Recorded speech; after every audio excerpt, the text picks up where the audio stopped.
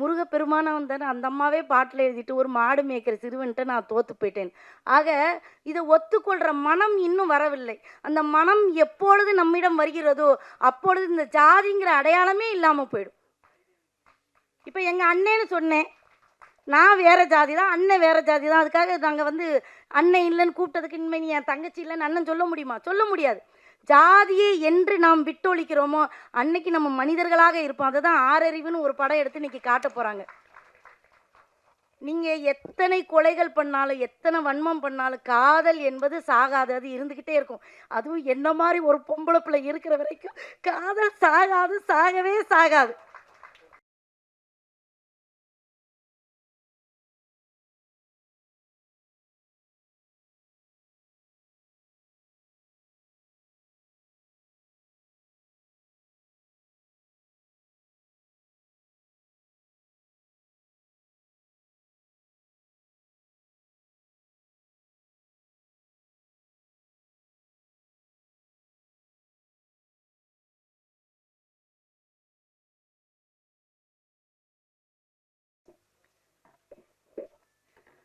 கருங்காலி கட்டைக்கு நானா கோடாலி, இருங்கதலி தண்டுக்கு நானும் பெருங்கனி. ஆஹா, மறந்துட்டேன் பார்த்தீங்களா? பரவாயில்ல, ரொம்ப சந்தோஷம். என்னைய ஒரு இன்னசென்ட்டுன்னு சொல்லி கூப்பிட்டீங்க. ஆனால் நான் இன்னசென்ட்டெல்லாம் கிடையாது. எல்லாம் தெரிந்த ஒரு பெண்மணி தான். என்னுடைய பேச்சு வழக்கம், ஊர் வழக்கம் அப்படி இருக்குது, அவ்வளோதான். இங்கே இருக்கிற மேடையில் இருக்கிற பெரியவர்களை பார்த்த உடனே எனக்கு கை காலெல்லாம் ஆடுது. ஐயாவை நான் சின்ன வயசுலேருந்து கேள்விப்பட்டிருக்கேன். எப்போ ஒரு மனிதன் மக்களுக்காக தன்னை அர்ப்பணிக்கிறானோ அவன் உயர்ந்தவன், மனிதனை தாண்டி உயர்ந்தவன்.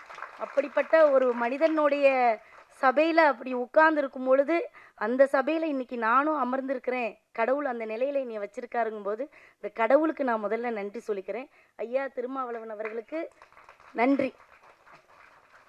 இன்னொன்று, பொன்னையும் நாடான் பொருளையும் நாடான் மக்கள் நலன் ஒன்றையே நாடும் என் தலைவன் கர்ம வீரன் காமராசனின் வம்சம் இந்த மேடையில் அமர்ந்திருக்கு. இன்னைக்கு நான் என்ன புண்ணியம் பண்ணனோ தெரியல.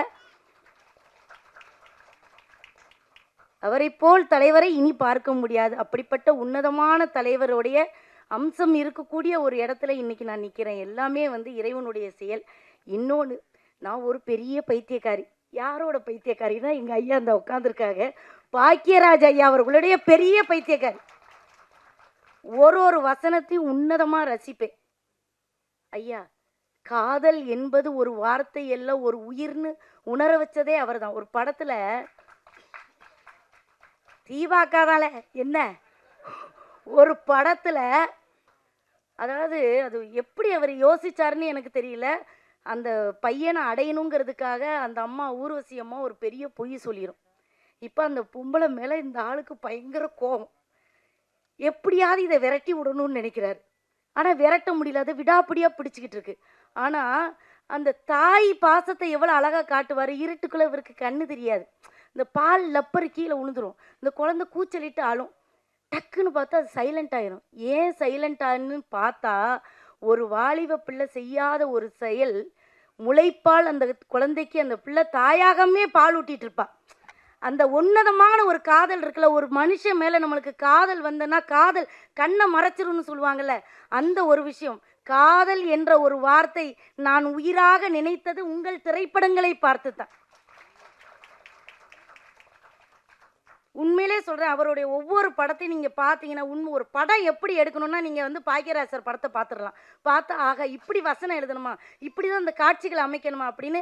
அதை அந்த தலைவர் அது எனக்கு பைத்தியம்ன்றதுனால நான் உளர்றேன். ஏன்னா அவ்வை பாராட்டியார் பாடலாம் நல்லா பாடக்கூடியவர். நானே மேடையில் உளர்றேல, கை காலெல்லாம் ஆடுது எனக்கு. ஆக இப்படிப்பட்ட ஒரு இடத்துல இன்றைக்கி உட்கார வச்ச இந்த தயாரிப்பாளர், இந்த இயக்குனர் அவர்களுக்கு ரொம்ப நன்றி. ஒரு கதை என்பது அதுதான். அந்த அம்மா என்ன சொல்ல வந்ததுங்கிறத பாடலை விட்டுருக்கேன். கருத்து என்னன்னா, இருங்கதலி தண்டு கூட அது வலிக்கிட்டு போயிடும். இந்த உலகத்தில் காரெருமை மேய்க்கின்ற காளைக்கு நான் தோற்றேன்.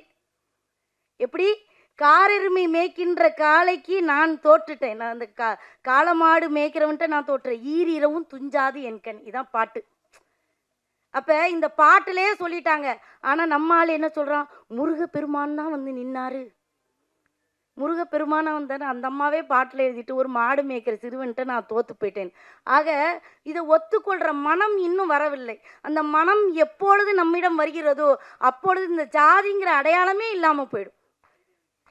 இப்போ எங்கள் அண்ணேன்னு சொன்னேன், நான் வேறு ஜாதி தான், அண்ணன் வேறு ஜாதி தான். அதுக்காக நாங்கள் வந்து அண்ணன் இல்லைன்னு கூப்பிட்டதுக்கு இனிமே நீ என் தங்கச்சி இல்லைன்னு அண்ணன் சொல்ல முடியுமா? சொல்ல முடியாது. ஜாதியை என்று நாம் விட்டொழிக்கிறோமோ அன்னைக்கு நம்ம மனிதர்களாக இருப்போம். அதை தான் ஆறறிவுன்னு ஒரு படம் எடுத்து இன்னைக்கு காட்ட போகிறாங்க. நீங்கள் எத்தனை கொலைகள் பண்ணாலும் எத்தனை வன்மம் பண்ணாலும் காதல் என்பது சாகாது, அது இருந்துக்கிட்டே இருக்கும். அதுவும் என்ன மாதிரி ஒரு பொம்பளை பிள்ளை இருக்கிற வரைக்கும் காதல் சாகாது, சாகவே சாகாது. ஒரு உயிர் மேலே இன்னொரு உயிருக்கு அன்பு வரும் பொழுது அதை தடுக்கக்கூடிய உரிமை யாருக்கு இருக்கிறது? யாருக்குமே கிடையாது. எனக்கா ஒருத்தர் மேலே அன்பு வந்தால் அது தப்புன்னு நீ சொன்னால் நீ தான் தப்பு. என்னைய கேட்டால் அப்படி தான் சொல்லுவேன். ஆக இது ஒரு பெரிய விஷயமே இல்லை. இதற்காக ஒரு உயிரை எடுப்பதுங்கிறது எனக்கு வந்து ஏற்றுக்கொள்ள முடியாத ஒரு வழியாக இருக்கிறது. இந்த வழிக்காக எத்தனையோ திரைப்படங்கள் அந்த காலத்துலேருந்து வந்துக்கிட்டு இருக்கு, ஆனால் மாற மாட்டேங்குது. அதுக்கு தான் மறுபடி அந்த படங்களை போட்டு காட்டுறாங்க, நீங்கள் இந்த படத்தை பார்த்தாவது மாறுங்கள் என்று. ஆனால் இப்போ எவ்வளவோ மாறிடுச்சு இந்த சமுதாயம், அதை நான் ஒத்துக்கிறேன். இன்னைக்கு யாருமே ஜாதி அவ்வளவோ பார்க்கறது இல்லை. அது உண்மை தானே, அது உண்மை தானே. எல்லாரும் இவ என்ன பெரிய சொற்பொழிவு நடத்துவாங்களான்னு பார்க்காதீங்களே. ஏதோ என் மனசில் பட்டது நான் பேசணும்னு வந்து பேசிட்டு போகிறேன். அவையெல்லாம் கை தட்டிட்டு இருந்தவே அமைதி ஆயிட்டான். கையை தட்டுறவே தட்டிக்கிட்டே இல்லை. ஒன்று சொல்கிறேன், அதான் யார் எதை பேசுகிறதோ இப்போ இது ஐயா பேசுகிறாங்களா எல்லாரும் ஆச்சரியமாக பார்த்துருப்பாங்க. இது திமுக பேசுகிறோன்னு இல்லை, திமுக மாதிரியே பேசலன்னு அவளை வெறும் முடிக்கிறான். ஒன்றும் இல்லை, இப்போ தான் நானும் பேசுறதுக்கு பயிற்சி எடுத்துகிட்டு வரேன். வீட்டில் வந்து இதை 100 தடவை நான் பேசிட்டு வந்திருப்பேன், இந்த தடவை மறந்துட்டேன். அதனால் நீங்கள் ஒன்றும் எடுத்துக்காதீங்க. ஆனால் இந்த மேடைகளில் இன்றைக்கி எங்கள் ஊர் பசங்க நிறைய பேர் இருக்காங்க. அதனால தான் இந்த கைத்தட்டுதலும் விசிலும் வந்துக்கிட்டே இருக்குது. உண்மையிலே தம்பி, ஆமாம் எனக்கு தெரியும்டா, எனக்கு தெரியும். ஏன்னா இங்கே உள்ளவங்க யாருமே கைத்தட்ட மாட்டாங்க ஐயா. நாங்களே சிரிச்சுக்கிறோம், நாங்களே ரசிச்சுக்கிறோம். ஆனால் இன்றைக்கி எங்களுடைய பேச்சு எவ்வளோ ரசனையாக இருக்குன்னு உங்கள் கைத்தட்டுதல் மூலமாக தெரிகிறது. தம்பி, நீ ஒரு பெரிய ஹீரோவாக வரணும்னு அக்கா வாழ்த்துறேன். அப்புறம் மக்கள் கையில் இருக்குது, இதை கொண்டு போகிற என்னுடைய அண்ணன்மார்கள் தம்பிமார்கள் இங்கே இருக்காங்க கேமராவை வச்சுக்கிட்டு, அவங்க கையில் இருக்குது. இந்த திரைப்படத்தை பற்றி நல்லதாக எழுதுங்க, வெற்றி பெற மாதிரி எழுதுங்க என்று கூறி, எனக்கு எந்த தலைவரும் எந்த ஜாதியும் முக்கியம் இல்லை, தீபாக்க இந்த ஜாதி எவனும் எழுதாத, எனக்கு எல்லாரும் ஒன்று தான் என்று கூறி வாய்ப்பிற்கு நன்றி நல்கி விடைபெறுகிறேன். நன்றி, வணக்கம். 6 அறிவு திரைப்படத்தோட இசை வெளியீட்டு விழா மற்றும் ட்ரெய்லர் வெளியீட்டு விழாவுக்கு வருகை இருந்திருக்கிற அனைத்து பத்திரிகை மற்றும் ஊடக நண்பர்கள் எல்லாத்துக்கும் என்னுடைய பணிவான வணக்கம். மற்றும் வாழ்த்து வந்திருக்கும் மேடைக்கு முன்னால் இருக்கிற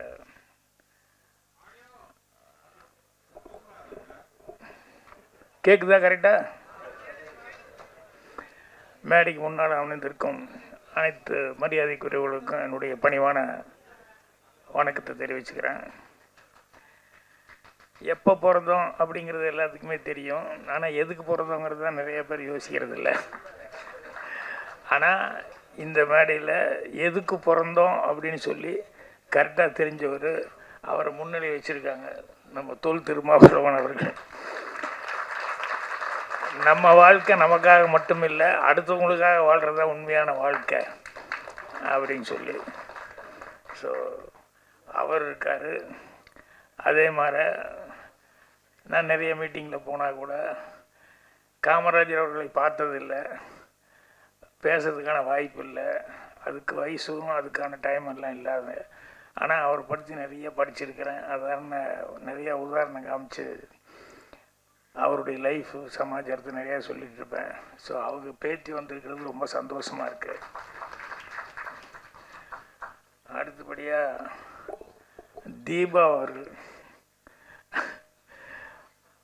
அவங்க காதலை பற்றி அவங்க பேசுகிறாங்க பாரு, எவ்வளோ தூரம் அது ஒரு உயிர் அது இதுன்னு சொல்லி என்னென்னவோ ரொம்ப உணர்ச்சி வசப்பட்டு பேசினாங்க. என் படங்களில் வந்து நிறையா அவங்க பார்த்து உதாரணமெல்லாம் சொல்லிக்கிட்டு இருந்தாங்க. எல்லோரும் நல்லா சிறப்பாக பேசினாங்க. எப்பவுமே ஏதாவது மீட்டிங்கில் வந்து பத்திரிகையாளர்கள் வந்து எப்பவும் தலைப்புச் செய்தியே எதாவது கிடைக்குமா அப்படின்னு சொல்லி, என்ன சாதாரணமாக எல்லாம் பேசியிருக்காங்களே, ஏதாவது சுட சுட போடுறதுக்கு ஏதாவது கிடைக்குமா அப்படின்னு சொல்லி பார்த்துட்டு இருப்பாங்க. அதுக்கு ஜோ வந்து ஒரு லீடு எடுத்து கொடுத்துட்டாரு. அது அவருக்கு யார் எப்படி தகவல் சொன்னாங்கன்னு தெரியல.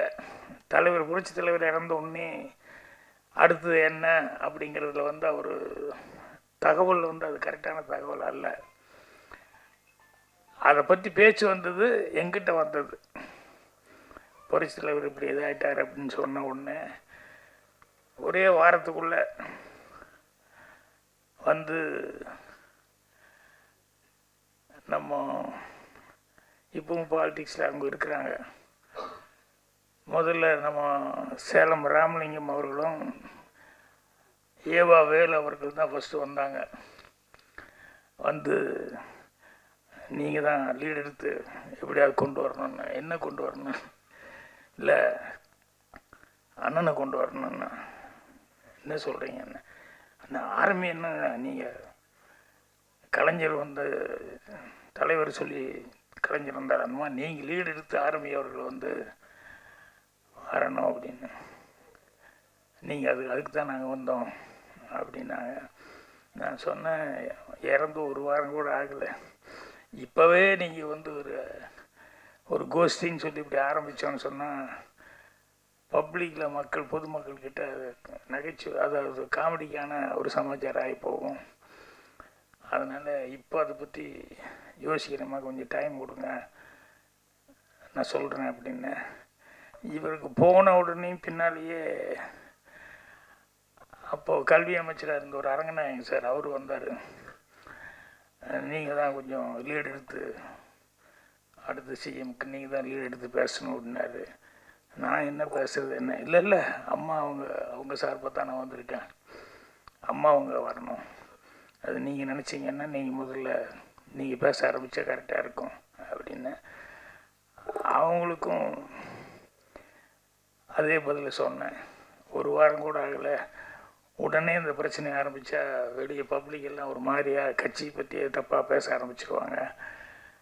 இல்லை ஒரு நெருக்கத்தில் இருக்கிறோம், உடனடியாக முடிவு பண்ண வேண்டிய நெருக்கத்தில் இருக்கிறோம் அப்படின்னு சொல்லி, அதுக்கப்புறமா வந்து சாயங்காலம் ஒரு இம்மிடியட்டாக ஏதாவது ஒன்று முடிவு பண்ணணும் அப்படின்னு சொல்லி மறுபடியும் 2 பக்கம் ஆர்எம்பி சைடுக்காக இவர் வேலும் ராமலிங்கமும் கேட்டாங்க. அதே மாதிரி மீண்டும் அரங்கநாயகம் அவர்கள் வந்து ஜெயலலிதா அம்மாக்காக நீங்கள். அப்போ நான் ஒரே ஒரு வார்த்தை சொன்னேன், இது வந்து 2 கோஷ்டிக்கிறது எனக்கு ரொம்ப நாளாகவே தெரியும், இப்போ அதுக்கான நேரம் இல்லை, அதில் என்னையும் கொண்டு வந்து உள்ளே சேர்த்தி என்னையும் ஒரு கோஷ்டி ஒருத்தனா சேர்த்திடாதீங்க, ஒன்று பண்ணுங்க, உடனடியாக ஒரு ஆளை வைக்கணும் அப்படின்னு சொன்னோம்னா, அவங்க ஜானகி அம்மா எம்ஜிஆர் மிஸ்ஸஸ் இருக்காங்க, இப்போ அவங்கள கொஞ்ச நாளைக்கு உட்கார வைங்க.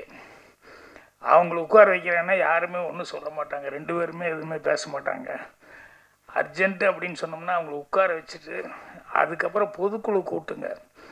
பொதுக்குழு கூப்பிட்டு ஜெயலலிதா வேணுமா அல்லது ஆர்எம்பி அவர்கள் வேணுமா அப்படின்னு சொல்லிட்டு ஒரு ஓட்டெடுப்பு நடத்துங்க. ஆர்எம்பின்னு சொன்னோம்னா அவங்க ஒத்துக்கிட்டு போகட்டும், ஜெயலலிதாம்மான்னு சொன்னோம்னா இவர் ஒத்துக்கிட்டு போகட்டும். இதுதான் கட்சிக்கு மரியாதையாக இருக்கும்.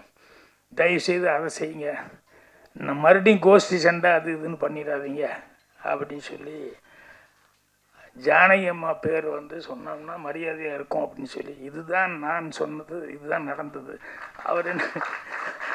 அவருக்கு யாரோ தப்பாக சொல்லிட்டாங்க நீங்கள் அப்படி இப்படின்னு சொல்லிட்டு, நம்ம அந்த ஐடியாலெல்லாம் அப்படி இல்லை. அதுக்கப்புறம் அப்படியே கொஞ்ச நாள் வந்து அவங்க இருந்தாங்க. அதுக்கப்புறம் எதுவும் ஆயிடுச்சு, அது எல்லாத்துக்கும் தெரிஞ்ச சமாச்சாரம். என்னென்னா தேர்தல் வர நேரத்தில் இவர் வேறு ஏதோ ஒன்று சொல்லி என்ன அப்படியெல்லாம் பேசுனாங்களா அப்படி இப்படின்னு சொல்லிட்டு நாளைக்கு பத்திரிக்கையாரன் போகிற மறுபடியும் வந்துடுவாங்க நேராக வீட்டுக்கு, என்னங்க நேற்று இப்படி சொன்னாங்களே என்னாச்சு அப்படின்ட்டு. அதனால் அதை தெளிவுபடுத்தணும் இருக்காது தான் நான் அதை சொல்கிறேன்.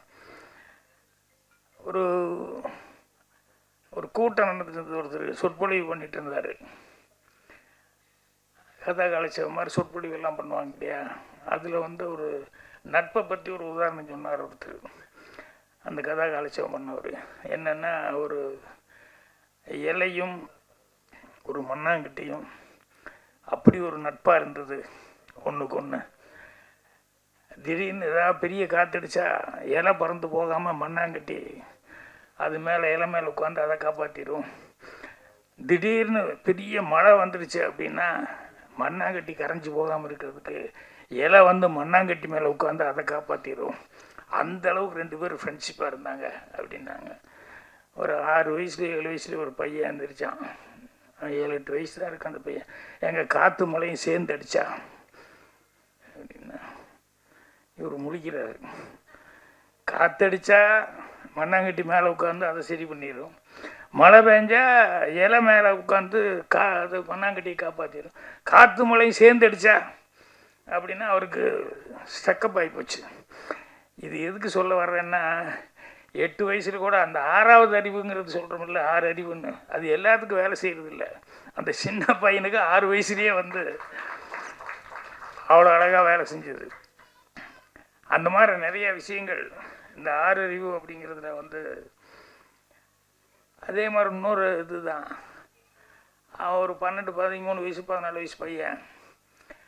அவன் வந்து ஒரு கடையில் அன்றைக்கி தான் வேலைக்கு போய் சேர்ந்தான். அது கொஞ்சம் கண்ணாடி பொருள்லாம் இருக்கிற மாதிரி, விலை உயர்ந்த பொருள்லாம் இருக்கிற மாதிரி ஒரு கடை.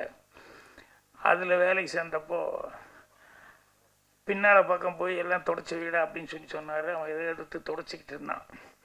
முன்னால் முதலாளி உட்காந்துருந்தார். டமான்னு ஒரு சத்தம், கடக்குன்னு எல்லாம் உடஞ்சி விழுந்த மாதிரி. முதலாளி அப்படியே ஷாக்காகி, டேய் அங்கே என்னத்தடா போட்டு உடச்சி தொலைச்ச அப்படின்னா அப்படியே சைலண்ட்டு. உன்னைத்தாண்டா கேட்குறேன், எதை போட்டு உடச்சி தொலைச்ச அப்படின்னா, முதலாளி என் எதிர்காலத்தையே உடச்சி தொலைச்சிட்டேன் முதலாளி அப்படின்னா. ஏன்னா அன்றைக்கி தான் வேலைக்கு சேர்ந்துருக்கான். இது உளுந்து இவ்வளோ காஸ்ட்லியான பொருள் போயிடுச்சுன்னா நம்ம லைஃப் அவ்வளோதான், நீ இங்கே வேலைக்கு வைக்க போகிறாரு, உடனே அனுப்ப போகிறாரு அப்படின்னு சொல்லிட்டு அவன் எந்த பொம்மை உடஞ்சுன்னு சொல்லி எதிர்காலத்தை உடச்சி தொலைச்சிட்டேன் அப்படின்னு ரொம்ப ஃபீலிங்காக சொன்னான். அப்படியே வந்து பார்த்தாரு. அந்த வார்த்தைக்காக அவனை கட்டி அணைச்சிக்கிட்டு, இல்லைடா கை தவறுதல் எல்லாத்துக்கும் நடக்கிறது தான், நான் நீ இனிமேல் பொறுப்பாக வேலை பார்ப்பேன், நீ பாரு, தொடச்சி வச்சுட்டு பாரு அப்படின்னாரு. ஸோ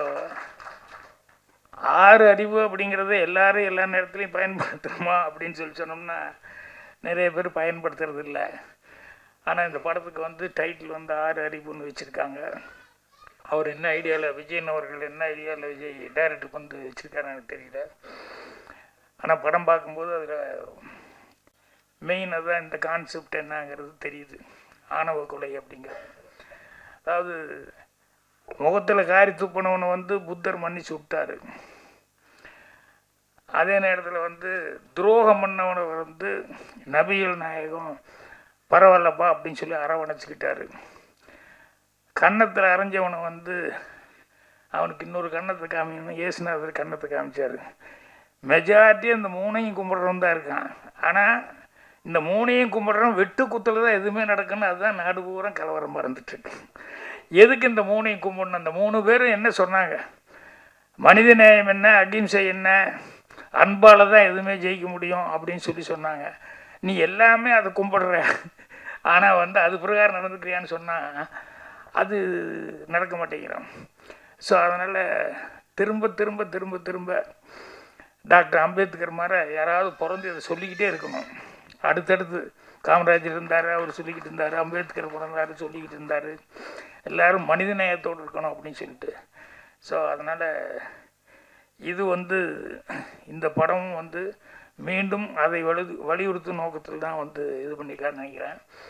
என்னுடைய நண்பர் அவர் கொடுங்குள ராஜேந்திரன், அவர் மூலமாக தான் அவர் வந்து நம்ம அம்பேத்கர் ஹீரோவை நடிச்சிருக்காரு. அவங்க அப்பாவுக்கு நல்ல பழக்கம், வேறு யாரையும் எனக்கு தெரியாது. ஆனால் வந்து நீங்கள் எனக்காக நீங்கள் போயிட்டு வரணும் அப்படின்னாரு. சரி நான் கண்டிப்பாக போகிறேன் அப்படின்னு. இந்த நேரத்தில் அம்பேத்கர் உனக்கு வந்து ஒரு சின்ன யோசனை என்னென்ன, நீ பேசும்போது நான் கவனிச்சு என்ன பேசுகிறேன்னு, அவர் உனக்கு பேர் வச்சதுக்கு தகுந்த மாதிரி நீ பேசணும், அது பழகணும், ட்ரெயின் ஆகணும், அது ரொம்ப முக்கியம். ஏன்னா உனக்கு யாரோட பேர் வச்சுருக்காங்க அப்படின்னு சொல்லும்போது நீ கரெக்டான காலேஜில் படிச்சிருக்க, நல்லாவும் படிச்சிருக்கிற. ஸோ இது அந்த மேடைங்கும் போது ஒரு சின்ன பயம், ஒரு சின்ன ஒரு சங்கோஜம் அதெல்லாம் ஆரம்பத்தில் இருக்கும். ஆனால் என் பேர் அம்பேத்கர், தொல் திருமாவளவன் வந்து வச்சுருக்காரு. அந்த அம்பேத்கர் அளவுக்கு நம்ம வந்து நம்மளுடைய வார்த்தைகள் எல்லாத்துலேயுமே வந்து சுதி சுத்தமாக இருக்கணும் அப்படின்னு சொல்லிட்டு அது முயற்சி பண்ணேன். ஏன்னா ஹீரோவாக நடிக்கிறவனுக்கு வந்து மீதி எல்லாமே இப்போ சிலம்பத்துக்கு பாரு, அவங்க தலைவர் வந்திருக்காரு, உனக்கு இன்னொருத்தர் சொல்லி கொடுத்தவர் வந்து எனக்கு இன்ட்ரடியூஸ் பண்ணி அவர் வந்திருக்காரு தூத்துக்குடியிலேருந்து, எல்லாமே வந்திருக்காங்க. இதெல்லாமே வந்து ஃபைட்டு இதில் டான்ஸ் இதெல்லாம். இந்த பேச்சுங்கிறது வந்து நீ வந்து ட்ரெயின் ஆகிக்கணும், அதுக்கு நிறைய படிக்கணும்.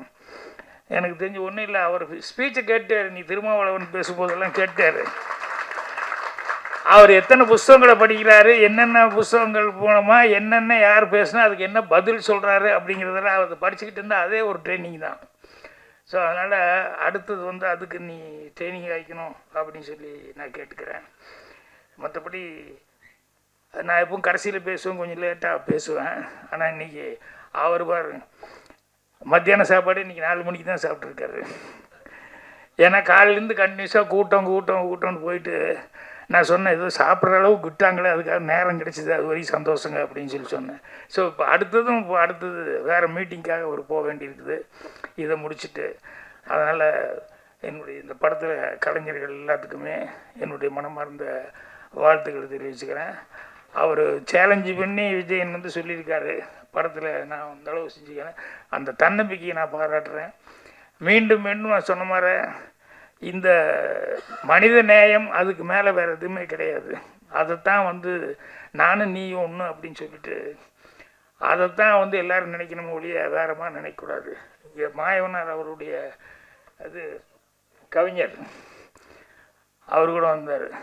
நான் கூட கிழக்க போர்ண்டியில் ஒரு சின்ன சுச்சுவேஷன் சாங்கு, அது வந்து யோ நீ திடீர்னு ஒரு பாட்டுன்னு எங்கேயா யாரையா போய் எழுத சொல்கிறது அப்படி இப்படின்னு சொல்லி டைரக்டர் சொன்னார். அந்த இடத்துல பாட்டு வச்சா நல்லா இருக்குன்னு நான் தான் சொன்னேன். கதிர் இருக்கும்போது திருடிட்டு போகிறாங்க, இவன் பாட்டில் ரொம்ப ஆர்வமாக இருக்கிறான், அதனால் இவன் பாட்டு பாடிட்டு இருக்கான், அவனை உசி போட்டு நீ பாட்டு பாடிட்டு இருக்கான், அந்த கேப்பில் அறுத்துட்டு போகிறாங்க அப்படின்னு. அதுக்கு என்ன பண்ணுறது அப்படின்னு சொல்லி என்னடா பாட்டு எழுதுனேன். அப்போ நானே எழுதி கொடுங்க. நீயும் நானும் ஒன்று என்ற நிலைமை வேணுங்க, அந்த நேரங்காலம் சேரும் வரையில் காவல் வீணுங்க, நம்ம காவல் வீணுங்கன்னு சொல்லி ஸ்டார்ட் பண்ணி நான் எழுதினேன். அந்த மாதிரி மனிதர்கள் வந்து எப்போவுமே அதில் ஏற்றத்தாழ்வு என்ன, நான் நீ ஒன்று, நம்மளாம் சகோதரம், அப்போ தானே அந்த ஆறறிவு அப்படிங்கிறதுக்கு அதில் தான் உண்மையான அர்த்தமே இருக்குது. அதனால் இந்த படத்தை கருத்தோடு எடுத்திருப்பாருன்னு நினைக்கிறேன். அவருக்கும் இந்த டீமுக்கும் என்னுடைய பாராட்டுகளை தெரிவிச்சுக்கிறேன். மீண்டும் உங்கள் எல்லாத்துக்கும் இதை வந்து இவ்வளோ தூரம் வாழ்த்து தெரிவிச்சிருந்தேன். உங்களுக்கு மீண்டும் என்னுடைய மனமார்ந்த நன்றி தெரிவிச்சுக்கிறேன்.